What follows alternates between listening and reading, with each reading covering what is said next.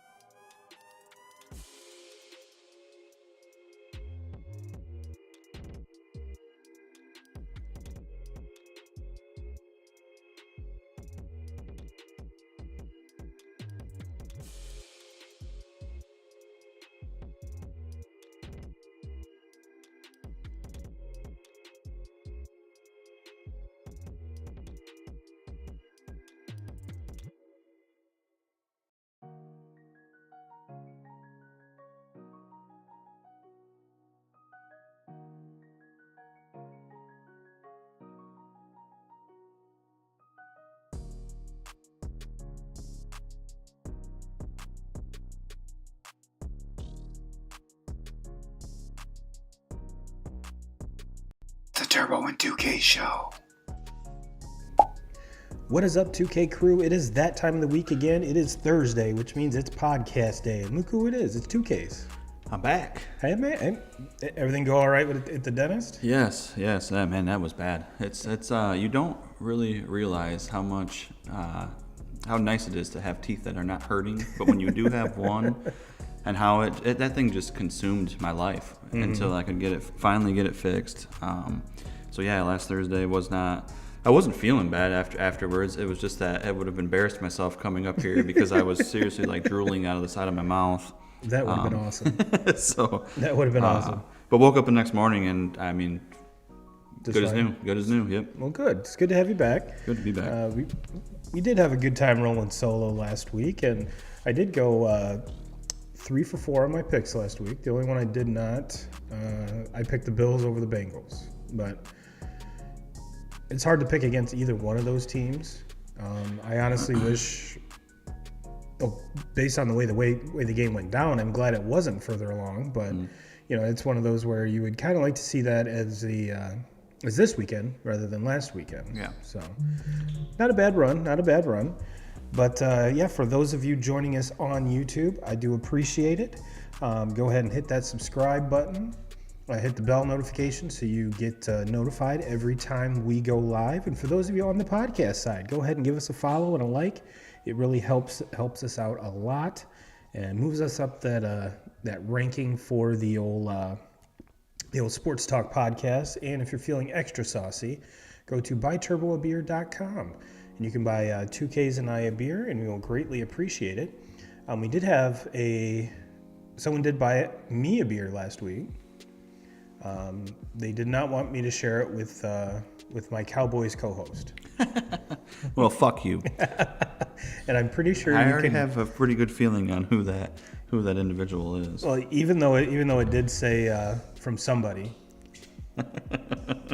what he doesn't realize is that your email shows up below that. So Kyler, we do thank you.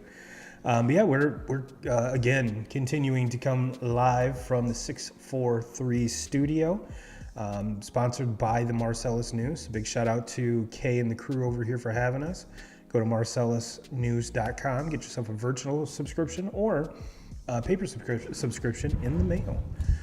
Well, 2Ks, like I said, I kind of teased it. Let's jump off on this recap here. Oh, before we do that, I did post the comment here in the chat. R.I.P. Kobe, you are missed. It's kind of hard to believe that 3 years ago today was the day. It's kind of a day that lives in infamy, I guess you could say. It's not that often that a sports superstar icon like that is even passes away early, but yet tragically like that. So big shout out to Kobe. Yeah. Big shout out to Kobe. Yeah, just an athlete too. I mean, obviously the presence that he had on the floor during his career, but I feel like with him, he was just getting ready to start second half of that life, and it was going to be just as special as the first. Mm-hmm. And it's still, every time I think about it, it's still sad to me. Yeah, and just the whole him not only being the NBA icon that he is, but kind of stirring that WNBA as well with his daughters and stuff. Yeah, and that's the thing, these athletes, we forget a lot of times that they are human, and how much time someone like him spills into his career and to just putting on a show for us fans to watch him. Mm-hmm. And we forget, I think, a little bit about he's a family man too. When he goes home to a family and has off season with the family, and he was just getting ready to start that time where he wasn't going to be away all the time like he was, during his career, and then for it to end, so soon, that's still heartbreaking. Absolutely. But I did want to get that in there, and I didn't want to forget about it because it is extremely important that we do remember that. But yeah, 2Ks, let's recap last week's games real quick.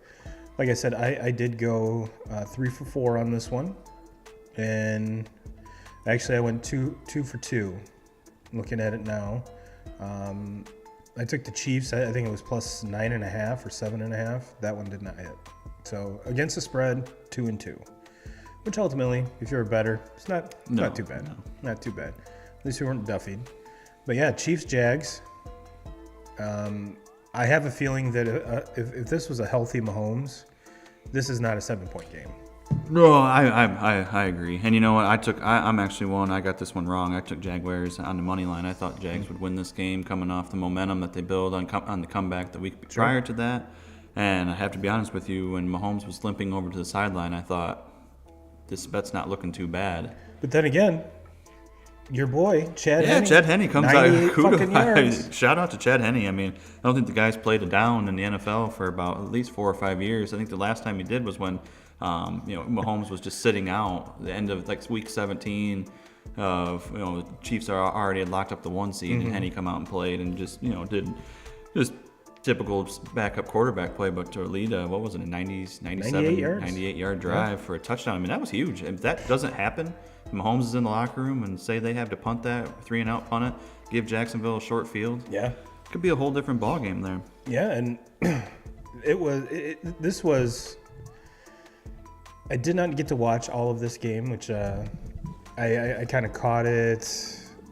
I would say it was right before halftime is when I started watching, and just judging by the box score here, yeah, Chad Henne goes 5 for 7, 23 yards passing and a touchdown.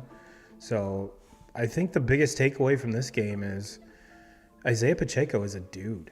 Yes, he is. 12 carries, 95 yards. I mean, of course, he had a long of 40. So, I mean, but if you watch this guy run, it's different than a lot of guys. And especially, he's not a bigger back, like a Derrick Henry. But it seems like he runs with his hair on fire. Yes, he does. Does not shy away from any sort of contact. I love it. That's one of the reasons why I chose him in our fantasy draft. It just sucks that it took this long to kind of work him in. And, if you look at these rushing totals, I mean, it's good that he did step up because Clyde Edwards-Helaire didn't even get a carry. So I don't know if it's kind of phased him out now. Yeah. With the addition of McKinnon and McKinnon being healthy, they've used him a lot in the passing game, and then going to Pacheco in the running game, and we're going to get an idea of where Mahomes is at come Sunday. As far as that ankle, and it looks like I noticed he wasn't wearing any type of a walking boot or anything like that, so. You got to believe he's moving on it pretty good. He's tough as shit. He showed that last weekend. He's gonna play through about anything. But if he's not, they might have to lean on this running game a little bit more than what we're used to with the Chiefs. I mean, Mahomes is still gonna drop back and throw it all over the place. But you get into a battle like this and you're going against an offense that's just as high powered or maybe even more. I expect I expect Pacheco to play a big factor in this game Sunday. And one thing too is that Jacksonville Jaguar fans have nothing to be ashamed of. No, this is absolutely. A young team just making the playoffs. I think shocked. I would even go so far as to say a lot of folks in Jacksonville. If you'd have told the Jacksonville faithful that they were going to win the division and make the playoffs, they'd be like, seriously? After the shitstorm they had last year, absolutely. I mean, this finger guns and everything. This is great. I mean, they're and like you said, they're young. They have their quarterback of the future. He was phenomenal this year. Who is a dude? This is the thing. I talked about it a couple weeks ago, the last time that we were recording and talking about, or I was here. The AFC is a gauntlet. You're going to have to go through some of the best quarterbacks, not the best quarterbacks in football, the best quarterbacks of all time. You're going to have to go through. Mahomes is a dude. He's one of the best that will ever play quarterback ever. Burrow he proved that last week. Yeah. He is a dude. Josh Allen is a dude. So that's the one downside for Trevor Lawrence, brain fart. Trevor Lawrence is he's going to have to go through those quarterbacks and go through that division year in, year out. But no, you have to be, for a first-year head coach and just taking over this complete shitstorm that he took over and to be where they are, I mean, that's a great season for them. If you look at just speaking about the Jaguars, we already talked about Lawrence. I mean, he is, you talk about if Urban Meyer just somehow stays for 5 years, I think after 3, we're talking about Trevor Lawrence being a bust. I mean, he just because the team is an absolute joke, that organization would be considered even more of a joke than kind of what it is. But you talk about a progression. I think the only bigger progression in the NFL this season, other than Trevor Lawrence, is Jalen Hurts, which we'll talk about here in a minute. But pair him with ETN was healthy all year, and just his size and everything, everyone was kind of waiting to see if he could be that 3-down back, which he is. That's huge. Towards the end of the season, Christian Kirk kind of showed us why he got paid $20 million a year, reset the wide receiver kind of pay threshold. And then a guy like Zay Jones, who actually led the Jags in receiving last week, 5 catches for 83 yards.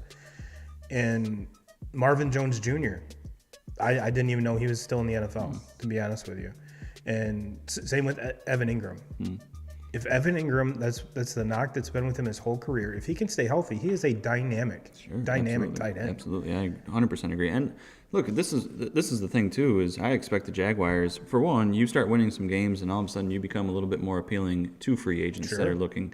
And to me, they need to add a wide receiver, a true number 1 wide receiver. They have very good weapons, but look at all these quarterbacks that are still playing right now. They all have in common. They all have a dude. Yep. We talk about Jalen Hurts. That addition of A.J. Brown was huge, bringing him in. and Mahomes. Mahomes is phenomenal. Would not be the quarterback, would not have the numbers that he has if it wasn't for Travis Kelce, if it wasn't for years of having Tyreek Hill in there with it. Joe Burrow, he basically has two number one receivers. He has Jamar Chase, who you can say, I mean, he's a top 2-3 receiver in the game right now. And then go over to T. Higgins. Hey, he kind of gets overshadowed because of Jamar Chase, but he's another one that would be a number one receiver on a lot of teams. Absolutely. So the Jaguars, they have good weapons, but they don't have those elite weapons right now. And I expect with Trevor Lawrence, somebody's going to want to take a chance and come over there as a free agent, or they're going to just have to get lucky and hit one in the draft. But they have to get him some help, get him a true number one. You know, you can say the same thing about Buffalo Bills too. They go out in the free agent market, they pay the money for Stephon Diggs, but they needed that true number one that Josh Allen could rely on. Like all these quarterbacks, they're great quarterbacks. They need that number one that you can rely on when shit gets hard. You need that one guy that you can just bank on. He's going to get open. He's going to make big plays. He's going to score a lot of touchdowns. And to me, that's what the Jaguars are missing compared to some of these other teams. I agree, and they're going to be a very exciting team going forward.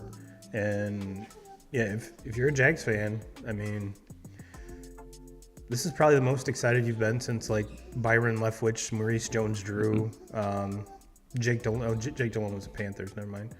But yeah, I'm excited. I'm excited to see that Lawrence is actually kind of the guy that we hoped he would be coming out of Clemson.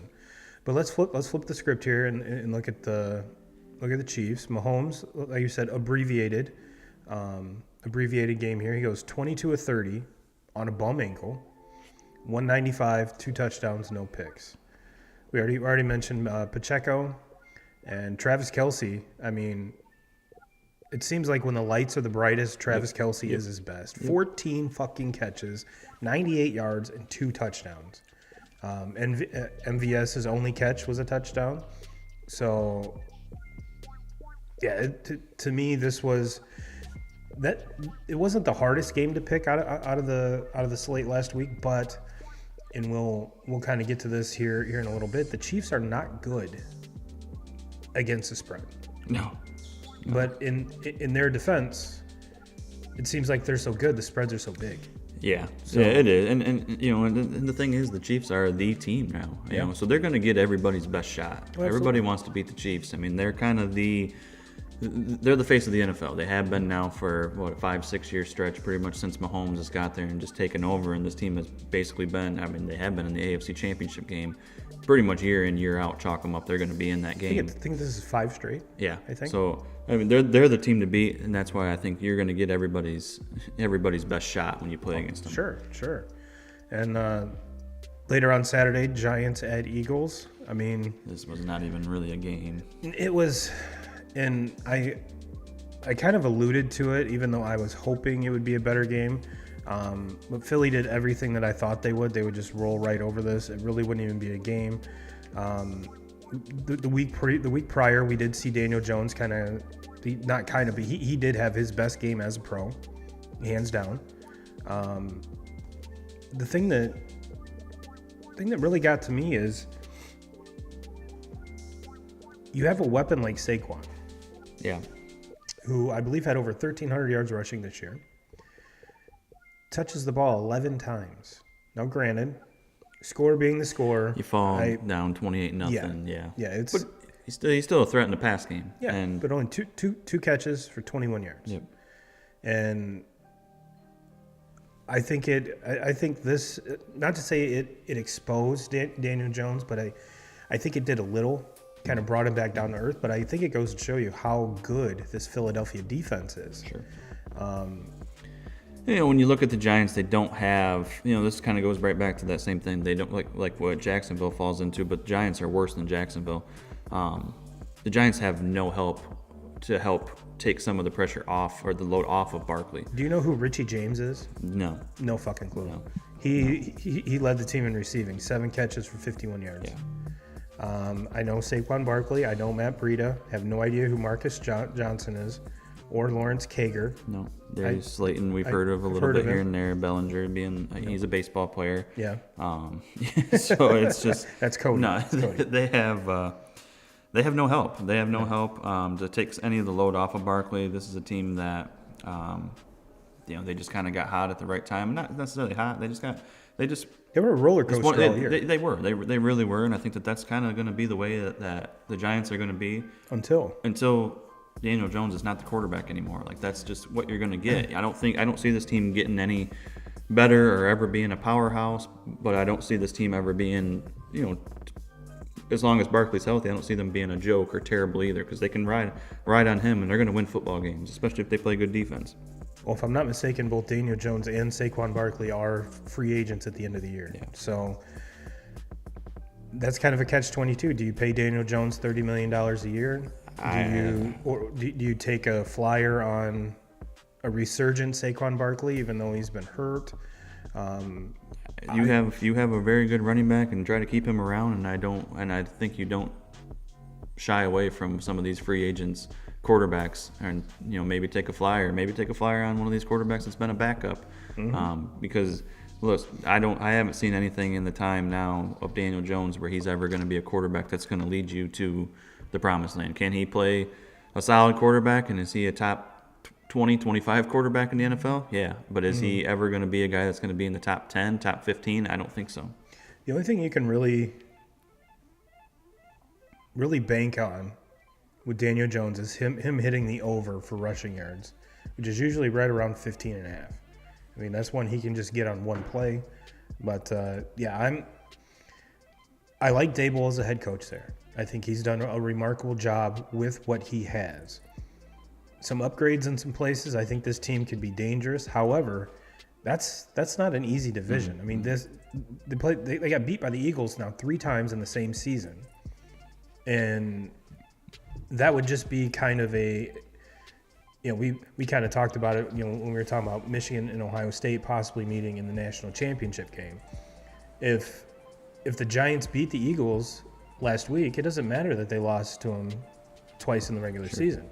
But the better team actually won. So let's talk about the Fly Eagles Fly. Jalen Hurts, 16-24, 154 yards, 2 passing touchdowns. Kenneth Gainwell, 12 carries, 122 yards and a touchdown. Jalen had a rushing touchdown, and Bart Scott seems to always find the end zone against the Giants, which is awesome. There's not really much left to say about this game. I mean, the Eagles dominated from the coin flip, and it kind of played out the way I thought it would. Kind of the most anticlimactic game of the weekend. I mean, it was just a dog walk, for lack of better terms. It was an absolute dog walk. Yeah, I very rarely ever turn football off, especially this time of the year. But I have to be honest with you, I swapped it over to the UFC fights and had no problem not tuning in for that game. I watched the first half. It was 28-0 real quick.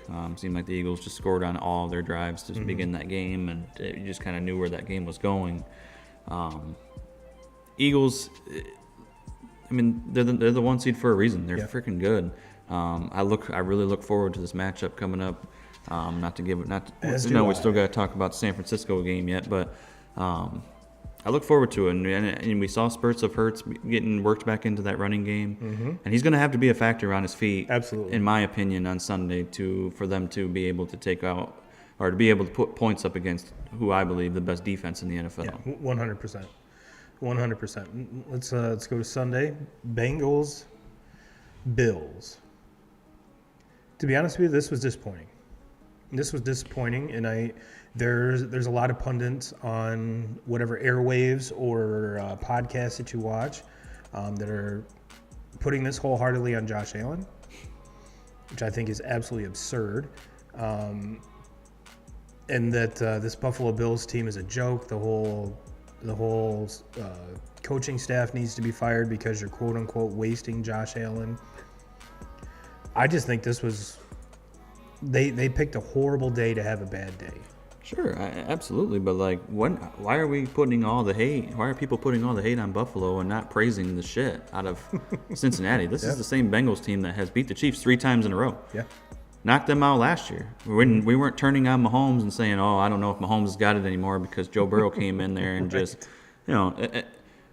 Cincinnati beat them in every facet of the game. I mean, they ran the ball all over them, and that's what set up the passing game, and Burrow was able to just, played phenomenal. And then let's not forget about the defense, too. This is a high-powered offense in Buffalo, maybe arguably the most high-powered offense in the game. And that defense came to play. They stepped up.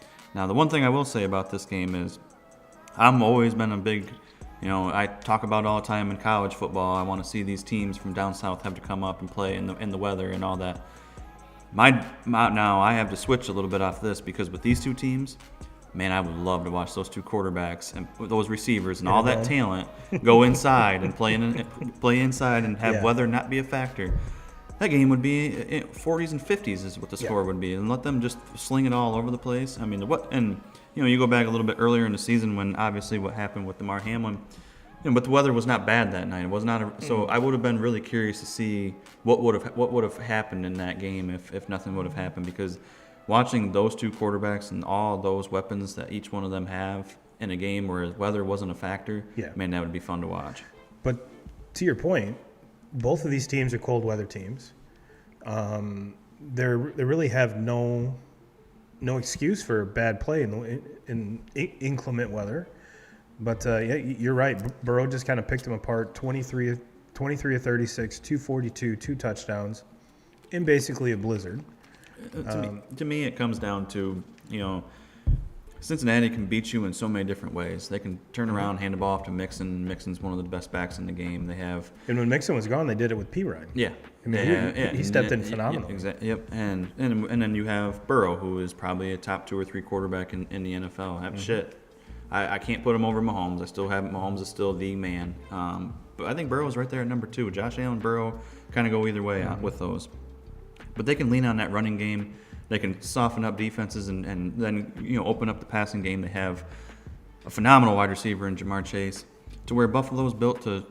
They're a Ferrari. They're built to throw the ball all over the place. Yes. They're not necessarily built when the weather gets shitty. They're not built to just rely on your offensive line, push people around, and run the ball. They have running backs that are 5'8", little guys, not guys that are Joe Mixon's fucking 6 foot. He looks like he just looks like a man back there. So when the weather gets iffy like it was, they can rely on that, and I think they can beat you in more ways than Buffalo can beat teams.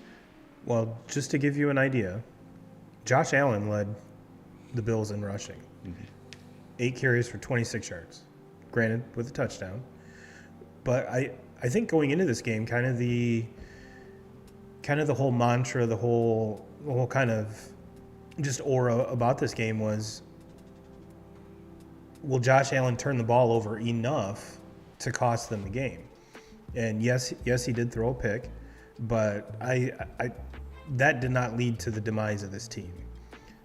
You would kind of expect some, especially in that kind of weather, some fumbles. Some interceptions are going to happen, but just to kind of flip over here, Josh Allen went 25 of 42, which, why are you throwing the ball 42 times? Yes, I know you're down, but in that type of weather, you shouldn't have to. Allen did lead the team in carries and rushing yards, and Dawson Knox, 5 catches, 65 yards. Dawson came on kind of later in the season and became an absolute weapon. Absolute weapon for this team. Diggs had 4 catches for 35 yards. Devin Singletary had more catches. And it was, kind of the big storyline during the game and after was Diggs just throwing an absolute fit on the sideline, which everyone was kind of calling him, shut up, T.O., just do your job and this and that. But I don't dislike the fire. No.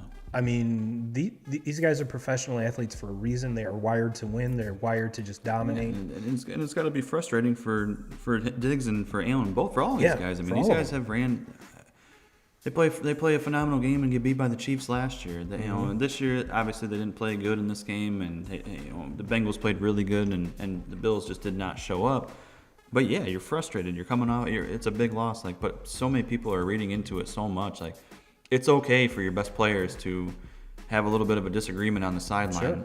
It's okay. They're still going to be able to come back next year and play football together. We don't need to. It's not a breakup or anything like that. If anything, I want that out of my best players. It shows that you give a shit. Mm-hmm.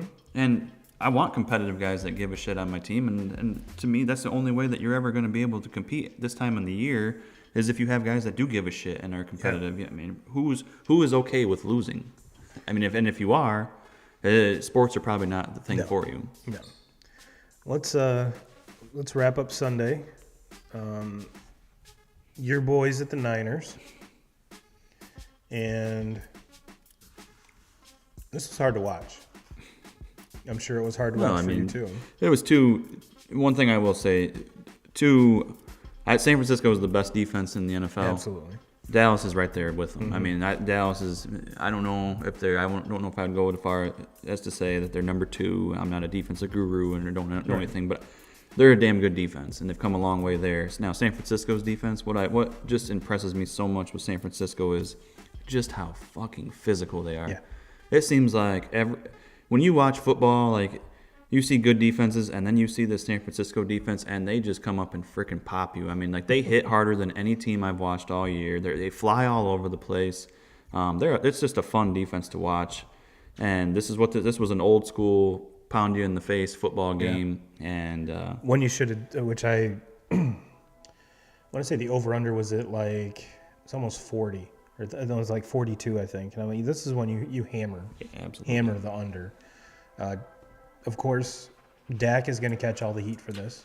As he should. Yeah. As he should. I mean, at the end of the day, you're the quarterback for America's team. Like, if you don't show out in the biggest games, and look, Dak puts up numbers when he plays against mediocre and poor opponents. Mm-hmm. It's when he gets in these big games against these big teams, and he can't get it done. And I've been hard on him all season long. I'm to the point now where I don't know if you try to look somewhere else, if you try to keep going with it.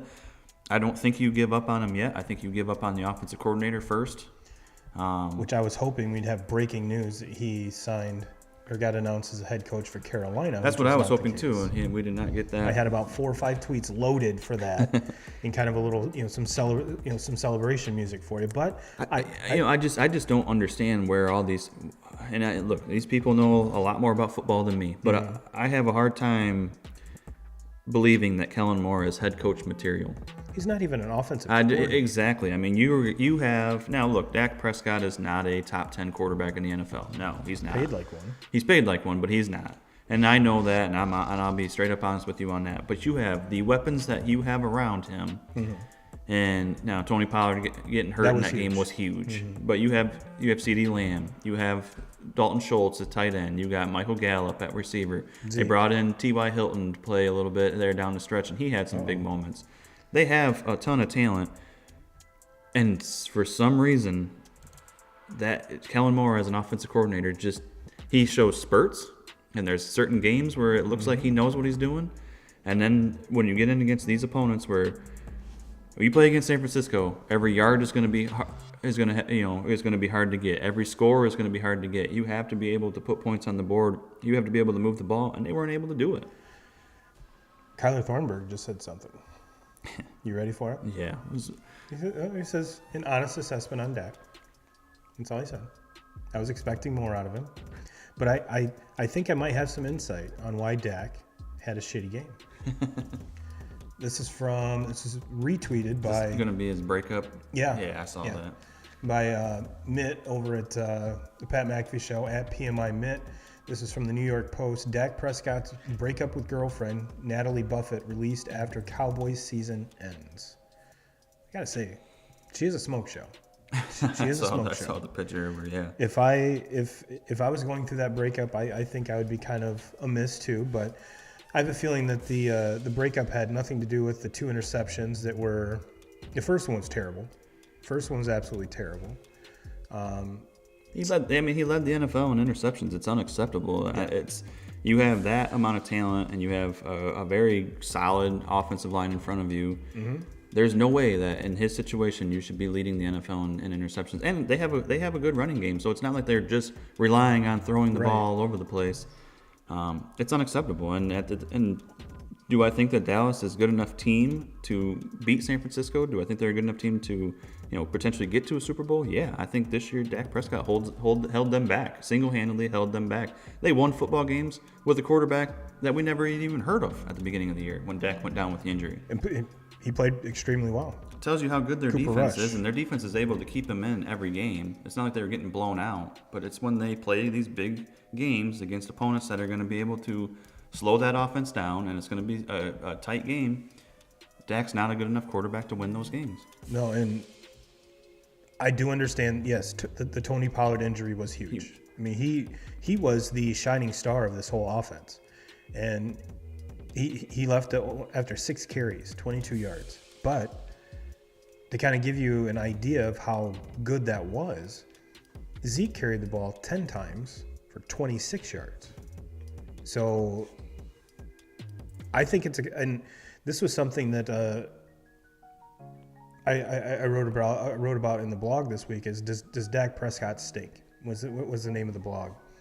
And I basically broke down as like, yes, he does, if the coaching staff stays the same, and if Jerry Jones still owns the team, which we know Jerry Jones is still going to own the team. He's basically the only owner, is the owner, GM, does everything in that organization. You know what? And it's his organization. He can do what he wants. But it seems like there's always an extreme amount of talent in Dallas, but they have shit coaches. I mean, Jason Garrett was horrible. Horrible. I mean, they're better off now. They have, they're not. They're going to lose. They're going to lose Dan Quinn. I do believe he leaves, but I hope that he stays. I saw something. Let me see if I grabbed it. I don't know if I did. Of course, I did not. It was on Instagram saying that he is coming back. See that? So that right there, is a very, very, very relieving being a Cowboys fan, because he is the man there, and what he's done with that defense and turning that shit show around. Because when he showed up in Dallas, that defense was horrible. Bad. It was embarrassing. But to me, the Tony Pollard injury is huge because and look, I know the numbers it wasn't like he was putting up eye-popping numbers in the first half, but we knew this game was going to be low scoring, and we knew it was going to be close. And what Tony Pollard gives that offense is he can do more things on the perimeter. He can make bigger plays happen. You're not going to line up against, nobody's going to line up against San Francisco and run the ball right into that defense and have very much success. You have to do enough to keep him honest, and that's where Zeke comes in. You can keep him honest a little bit with the running game, but you're not going to break off big plays against him. So Tony Pollard having the big play ability, being able to stretch defenses, being able to spread things out, that's where losing him is huge.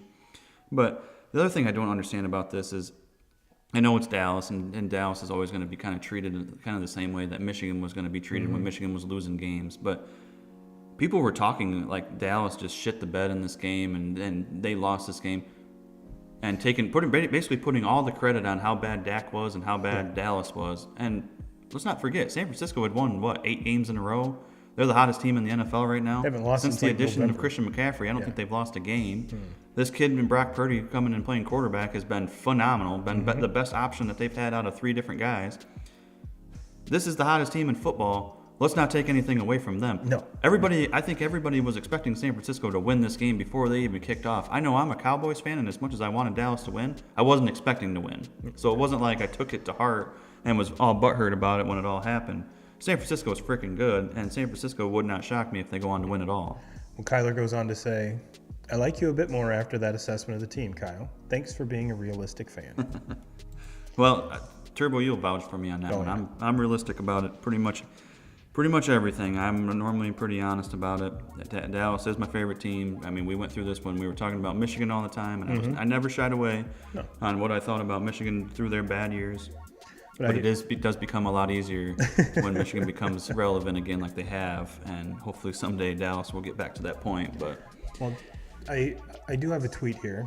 It's from Jacob Lavers at Jacob Lavers 2, and it's kind of in response to the 33rd team, which is a group of ex-players, coaches, basically started their own media company called the 33rd team.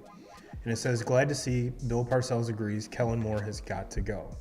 And the article says, according to legendary NFL head coach Bill Parcells, the Dallas quarterback's biggest problem isn't at quarterback.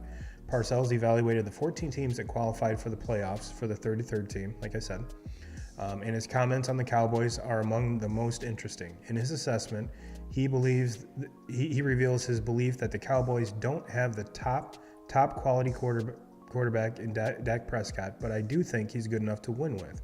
The Super Bowl winning coach said he likes what he sees from the team on the defense, but the offense, particularly Kellen Moore's play calling, is hurting the team.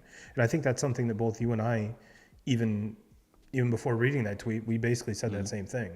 So I've never been impressed with him, and I've never understood why every single season he draws so much interest from teams wanting to interview him. And maybe it says something because he never is offered the job, and maybe then they see it. But I feel like, and we've kind of seen it here in recent years, a lot of teams are so interested in the young guy, the next young guy to step in and take that job. And when I see Kellen Moore, and I could be completely wrong about this guy, but he just doesn't have the it factor to me to where he could control a locker room of 53 adults that are paid more money than him, and he can lead that team to any success. He just doesn't have that to me. I mean, and it's kind of, but I could be wrong. Like I kind of thought the same thing about LaFleur when we're talking about him, and then he goes into Green Bay and is able to, put up with a prima donna and Aaron Rodgers that we all know, and he's able to put up with that and lead Aaron Rodgers to 2 MVPs. Yeah. And so. Well, that being said, 2Ks, let's jump into this week's games, I guess I should say. Let's talk about the AFC real quick, and the Bengals at the Chiefs. It's a Sunday night game. And let's see here. These games are going to be awesome. Let's. I kind of teased the against the spread. That's what ATS stands for. This is from Hammer Don. NFC, AFC championship teams, ATS. The Bengals are 13-4-1. The 49ers are 13-6. The Eagles are 9-9. And the Chiefs are 5-12-1. Now, with that being said, here's the odds for both games. Now, I will say the Bengals-Chiefs line has moved about 18 times, it seems like, since it opened. It's all coming down to the way that Mahomes walks every single day when they see him. Well, this actually opened up at 2.5. KC was favored 2.5. Then about 12 hours later, you get on and it's the Bengals minus 1.5. But what was odd is that the Bengals were favored by 1.5. But if you took the money line, Kansas City had the best odds for the money line. So nothing made sense. And then everything kind of corrected itself with the Chiefs being a 1-point favorite again. Now, what I find really odd is both of these games are just going to be fucking fantastic. Just going to be fantastic, as you can tell by the spreads. I mean, the biggest spread out of the two is 2.5. And one of the things too that I did want to, which was, before every show I search each team on Twitter to kind of see what's going on, kind of get if there's any news or anything else going on, and the Eagles, Bengals, and Chiefs all had about, and this was at lunchtime, all about 3,500 tweets that included the words of their team. The 49ers had 350, which I mean, to me is absolutely ludicrous. But let's look at one of the Bengals tweets here. This is from _Matic. The at Bengals being a powerhouse has opposing fans struggling to comprehend what is happening in front of their eyes. They're in the denial phase. It's like the moment you realize your younger sibling can beat your ass and there's nothing you can do about it. It's a new era. Accept it. And on Pat McAfee's show, he's interviewed folks and said, yes, the whole aura about this Bengals team, just the fans, the whole atmosphere in and around the stadium has changed, and rightfully so. I mean, this team they've gone to back-to-back AFC championships, and last year, Super Bowl. And just another one here. This is from our buddy Rich Eisen. The Cincinnati Bengals became the first team in NFL history to follow up a losing Super Bowl by starting 0-2 and still making it back to their conference championship game. To me, that says a lot. That says an absolute lot. And I think this is a game where if the Bengals want to win this game, it's simple. Run the ball, keep it away from Pat Mahomes.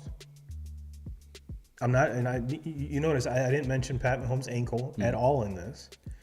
And then on the flip side, it's really easy for the Chiefs to win. Keep it away from Joey Burrow. Yeah. Run the ball. Yeah. Do I think either team will do that? I think they'll start out that way. But as we know, Andy Reid being Andy Reid, I think that the Bengals have a better chance to run it and stick to it rather than the Chiefs. Mm-hmm. Andy Reid likes to throw the ball all over the yard, everywhere. And when you got a stud like Mahomes, I would too. Mm-hmm. But let's see which one of these teams can just beast the offensive line. And there was another one here. Maybe I didn't put it on here. But what's your take on it, TK, while I try to find it? I changed my mind on this so many times. In the beginning, I was all, and if I could pick a team out of these four to go on and win the Super Bowl, I would root for the Bengals. I'm a huge lover of Joe Burrow. How could you not? But in the beginning, when everything happened last week and we knew what the matchups were in the beginning, I was saying, I think the Bengals are going to get him again. And then in the middle of this week, I was more on, Mahomes looks like he's healthy. He doesn't have a boot on. Mm-hmm. Mahomes has lost the last 3 to Burrow. I don't know if Mahomes and his boy Travis Kelce are going to allow this to happen again. So I kind of started to sway back over to the Chiefs. And now I'm starting to kind of go back to the Bengals again because I'm just like, and kind of when you were talking there, the Bengals, they need to run the football and try to take it out of Mahomes' hands, and the Chiefs need to try to run the football and keep it out of Burrow's hands. And it's like, when it comes down to that, like you just said, I think the Bengals can do that, and I don't trust that the Chiefs can do that at this point. And this time in the season, when I truly believe you have to be able to have a running game to have a lot of success, especially when you have two teams like this where they can throw the ball all over the place, and two of the most exciting teams in all the NFL. It's going to kind of come down to who can beat up on it this game's going to be close, and it's going to come down to the fourth quarter, and it's not going to be a blowout by any means. But I think that Bengals approach can kind of wear on you a little bit, wear on a defense to where they might open up some big plays in the fourth quarter for Joe Burrow. And I think in the end of this game, the Bengals are able to make the play, make a big play, make a big score. Maybe it comes down to a field goal like it did last year. But I think the Bengals are going to be the team that is going to be able to make that big play in the end and win this game. But this game is going to be this game's going to be awesome. Potentially, this game to me could be bigger than the Super Bowl. Now, the one tweet that I did not make a nice little slide for was by our buddy Dan Orlovsky. The Chiefs had 241 quarterback pressures this season. Only Dallas had more. They contacted the quarterback 198 times. That led the NFL. We should absolutely not just assume Cincinnati's O-line holds up again. Joe will have his hands full. Yeah, but that's very true. This was the story all last year, though. Oh yeah. Burrow was getting hit more than any quarterback in the league, and it's basically the same story this year. But he still makes the big plays, and he still has, he still has a running game. And look, he's dropping back and getting hit. But last week against Buffalo, that offensive line stepped up and opened up some holes for Mixon, and they were able to get a running game. They were just out-physicaled Buffalo all over that field, on their home field. Yeah.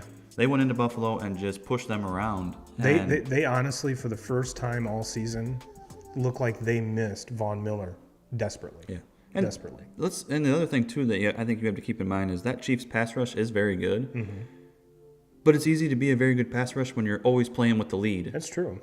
To where in this game, I don't think the Chiefs go and just jump out into a big lead. And if the Chiefs do, then okay, the Bengals are in trouble. But if this game stays close and the Bengals are able to keep their running game and keep that balanced offensive approach, it's a lot harder to get pressure on quarterbacks when you don't know what necessarily is coming. But when you're playing with the lead all the time, like the Chiefs are used to playing with, you pin your ears back and go after the quarterback. Kyler says, I think the game starts as planned in lower scoring first half. Shootout in the second. I'm going Joey B winning it because of the weapons. I mean, that hard to argue. You got two number one wide receivers and a stud for a running back, and let's not forget about Hayden Hurst as a tight end. Hopefully Hayden Hurst is healthy. There were reports that he was limited in practice, but I mean, hell. And that's where, with the Chiefs, you have Travis Kelce, but without not having Tyreek Hill anymore, Yeah. you're going to need Schuster to step up. You're going to need MVS. Yes, and Or some of those guys. Kadarius Toney. And I have a lot more trust in the weapons that Burrow has around him than I do Mr. Mahomes. Well, before we give our picks, let's talk about the NFC. Talk about the NFC. 49ers at the Eagles. And what do I got here? I have absolutely no Eagles tweets. But I do have one for the 49ers. This is from our SF 49ers. The San Francisco 49ers were 3-4 and are now in the NFC Championship game.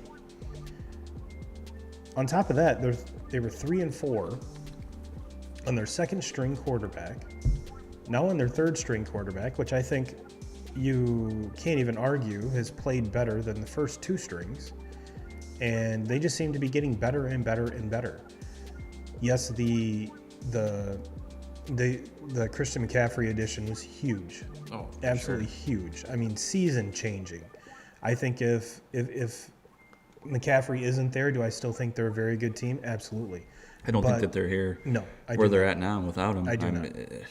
This team, it's Christian McCaffrey has added a whole nother dynamic to this already dynamic offense. They're a matchup nightmare trying to match up with them. When you have guys that are just mismatches like McCaffrey, like Debo, like Kittle, I mean, how do you defend him? And then you forget about the Brandon Ayuk and the big playability that he has. You forget about those guys because you're so keyed in on these big names, and it's just. And now you have a quarterback that can consistently, and Brock Purdy. It's not that he's blowing the doors off, but he's just playing good quarterback. He's not turning the ball over. He's putting the ball, and I think this credit you got to give credit to Kyle Shanahan on this. Absolutely.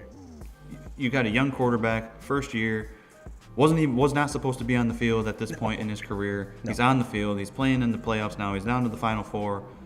Get him in situations where he's able to be successful. And when you have guys like McCaffrey and you have guys like Debo and you have a George Kittle on your team, that makes that job very easy. Get it in their hands and let them make plays, and that's what they do best. I think the safest bet on this one is which we'll kind of get into the betting here in a little bit. But keep an eye on Mr. Kittle. Keep an eye on Mr. Kittle and his receiving yards and things like that. Because I think in order for the Niners to win, he has to have a huge game. Huge game. And not to say that all those, because let's be honest, both these teams essentially have semi-Pro Bowl rosters. I mean, yeah, is Brock Purdy a Pro Bowler? No. But the vast majority of both sides of the ball on both these teams. So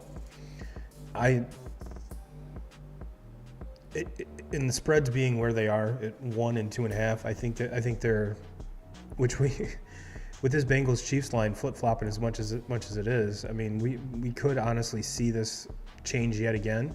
So if you're feeling froggy, make sure you get your bets in early to secure these lines.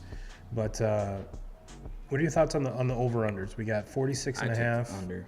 I take the take under. Take the under on both? I take the under on this one. I take the over on in the Bengals Chiefs game. I think I'm right there with you.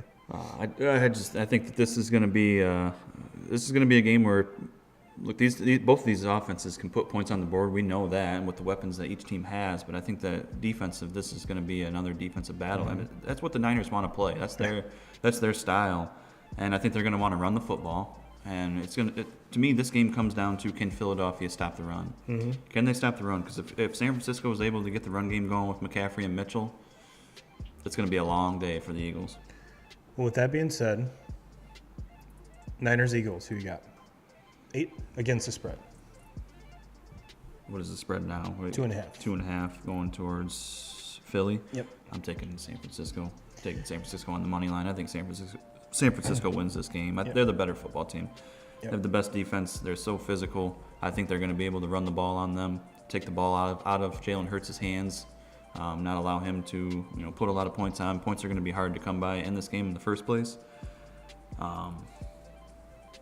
Yeah, nothing would make me happier than to see that fucking douchebag of a coach for the Eagles go down before this. I don't want to deal with him for 2 weeks of press conferences leading to a Super Bowl. Sirianni. Man, he's very easy to not like. But he's very easy to make fun of, which is why I kind of like him. Just go out. What the hell? Why is the NFL so far down in this? No, this game's going to me, the night game is going to be the more exciting game. I think this is going to be more similar to that Dallas and 49ers game from last week, where points are going to be very hard to come by. But I just, at the end of the day, I like what the Eagles have. Jalen Hurts has showed that he's healthy. Obviously, A.J. Brown is a playmaker. Dallas Goedert looked awesome last weekend. Mm-hmm. But Christian McCaffrey, Deebo Samuel, George Kittle on the same team, like, hey, I'm putting my trust in those guys, and I'm putting my trust in Kyle Shanahan.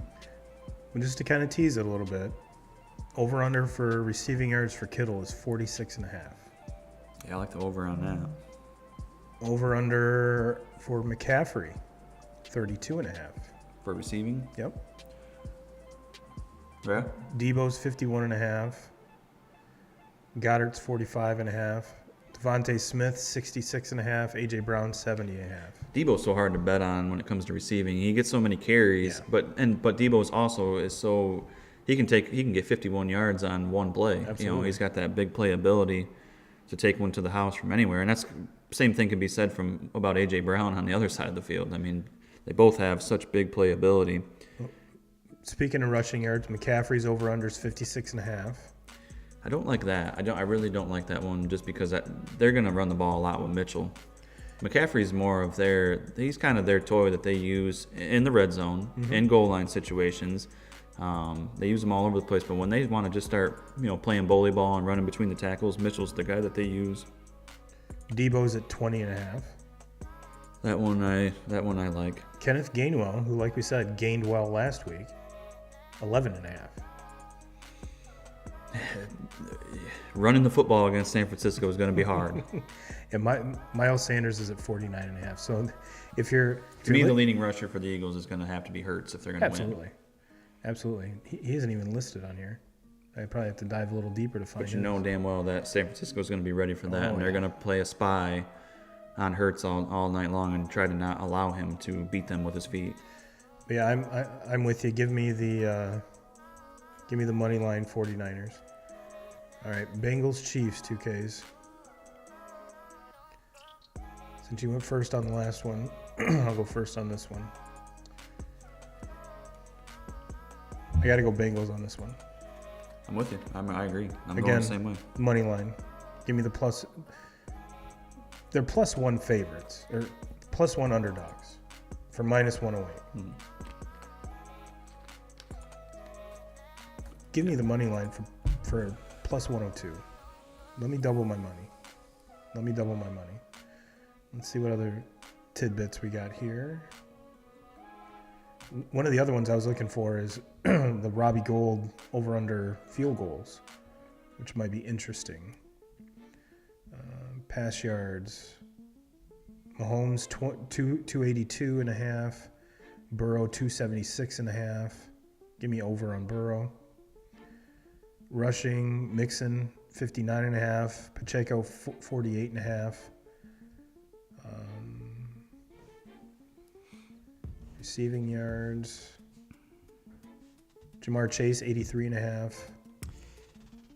Kelsey 77.5. For Kansas City to win, Travis Kelsey has to go over that number. Absolutely. Has to. And has to score at least 8 touchdowns. Yes. So if you are leaning towards Kansas City, that would be 2K. Hit the nail right on the head. Right on the head. Well, ladies and gentlemen, we are debuting a new segment here tonight. As soon as I can find it. Every week we are going to give you a top five. It's going to be a random thing here, but this week we are doing the top 5 players left in the NFL playoffs. First Take posted this, and their top 5 players left in the playoffs. A.J. Brown, Travis Kelce, Jalen Hurts, Joe Burrow, and Pat Mahomes. Do you agree with that 2Ks? Do you want to switch it up a little bit, take someone out? Say that one more time. Oh. A.J. Brown, Travis Kelce, Jalen Hurts, Joe Burrow, Pat Mahomes. All offensive players, or no defensive players allowed? It just said that they want all offense, so we'll just stick with offense. Okay. I was gonna say, 'cause San Francisco's got some dudes on that defense that I would have to that consider. Bosa dude's got to be in there. Bosa and the linebacker with Warner, he's all over the place. That guy is a stud. Dude is jacked. That dude is absolutely jacked. Yeah, I mean it's hard to argue that. It's hard to argue that. I mean, I want to put Christian McCaffrey somewhere in here, but that means I have to take someone out. Yeah. And as far as, in my opinion, the only two you could actually have an argument of switching would be Burrow and Mahomes. But I tend to have to agree with this one. Yeah, maybe possibly if you were going to try to slide McCaffrey in there, maybe you could slide him in there with A.J. Brown.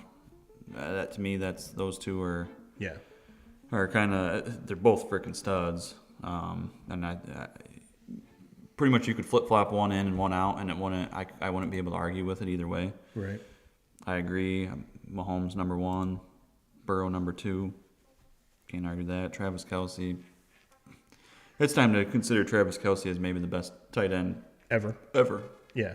He's easing up there. He's past Gronk in a lot of he's not the different categories. He's not the all around tight end that, as far as in the blocking, like what Kittle can do or like what Gronk was able to do. But how do we know? When has the Kansas City and Travis Kelce and Mahomes' time ever lined the ball up and tried to just run the football? Right.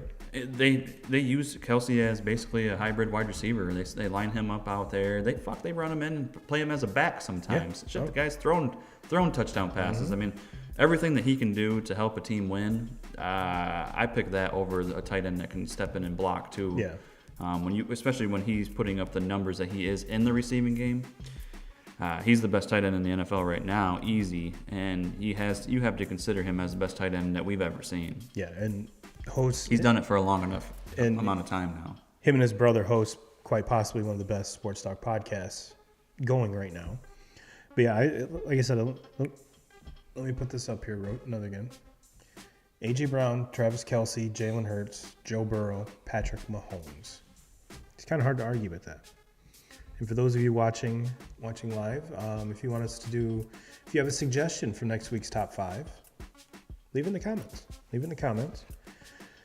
Well, 2Ks, I do have something I want to talk about during the wrap-up segment here, and that is happy birthday, Bob Uecker. 89 years old. This is from Super 70 Sports on Twitter. Super 89th birthday to the legendary Bob Uecker, Harry fucking Doyle, sitcom dad, noted American humorist, and the voice of the Milwaukee Brewers on radio since 1971. Oh, and as you may be aware, a career 200 hitter. Long live Mr. Baseball. So Bob, happy birthday to you. Many more. An absolute icon. And if you're young and you miss the Harry fucking Doyle reference, please take your young ass to Netflix or wherever and watch the movie Major League. It is an absolute, especially if you're a sports fan. If you haven't seen Major League, what the fuck are you doing? And let's not get into any of the other sports movies you haven't seen. But yeah, happy birthday, Bob. Hopefully many, many more. 89 having many more. Never know. Never know. But yeah, it's he in my opinion, he ranks up there when you think of baseball, kind of like Vin Scully. Been in baseball their whole entire life. To me, Bob is a little bit more humor packed instead of like actual factual stuff. And both Vin and him are icons, obviously, but they did it each in their own way. I tend to prefer the little bit more humor side of it. But I'm obviously not a fan of the Dodgers or the Brewers. So I think that's one of the cool parts about MLB Network is we get to see these, see and hear these commentators that we wouldn't normally see. Because I mean, when ESPN goes in there, they bring their crew, so it's good to see the hometown crew going in there. But yeah, anything else for the wrap up here, 2Ks? No, that's everything. All right, ladies and gents, Good job. let's have a great championship weekend. And we have 2 great games on the slate that the only way you're actually disappointed is if one of your teams didn't make it. But as far as the play on the field goes, I have a feeling we're all gonna be in for a fucking treat. So whatever you're doing Sunday, make sure you're planning to do on Sunday. Make sure you do it on Saturday, so you have all Sunday to sit on the couch, have a few cocktails, and enjoy these amazing, amazing games. And 2K Crew will leave you with that. Have a fantastic week. We will see you next week. And as always, Jim Rome, we're coming for you.